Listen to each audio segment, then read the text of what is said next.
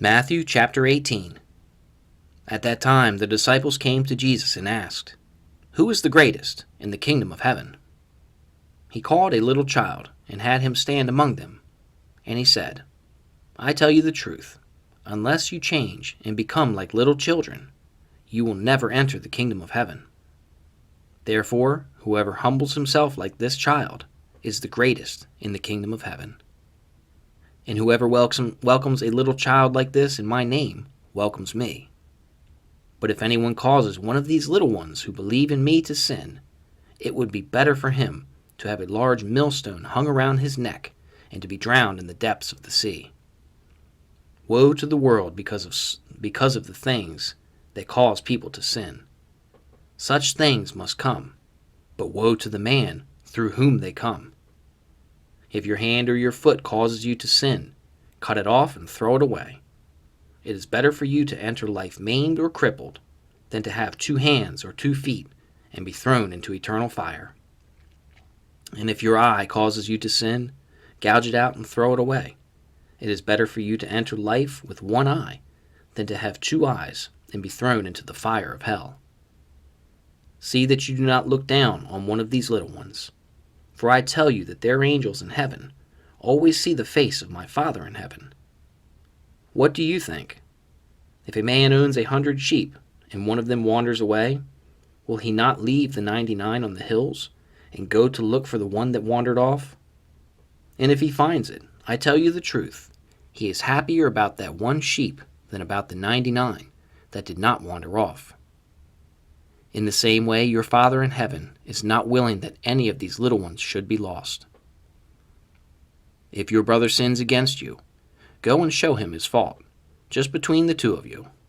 If he listens to you, you have won your brother over. But if he will not listen, take 1 or 2 others along, so that every matter may be established by the testimony of 2 or 3 witnesses. If he refuses to listen to them, tell it to the church. And if he refuses to listen even to the church, treat him as you would a pagan or a tax collector.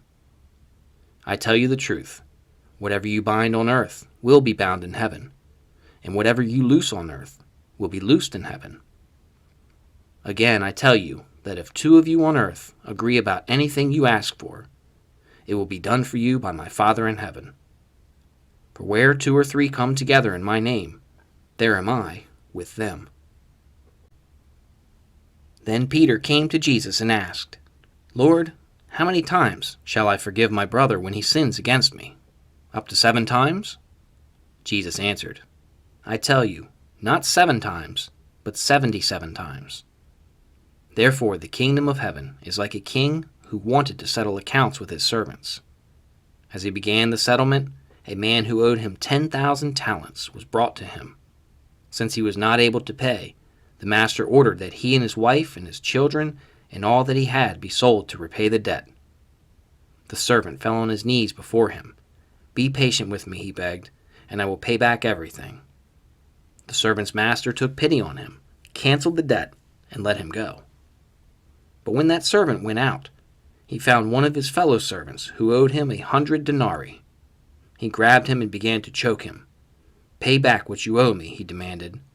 His fellow servant fell to his knees and begged him, "Be patient with me, and I will pay you back." But he refused.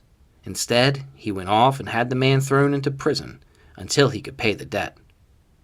When the other servants saw what had happened, they were greatly distressed and went and told their master everything that had happened. Then the master called the servant in. "You wicked servant," he said, "I canceled all that debt of yours because you begged me to. Shouldn't you have had mercy on your fellow servant, just as I had on you?" In anger, his master turned him over to the jailers to be tortured until he should pay back all he owed.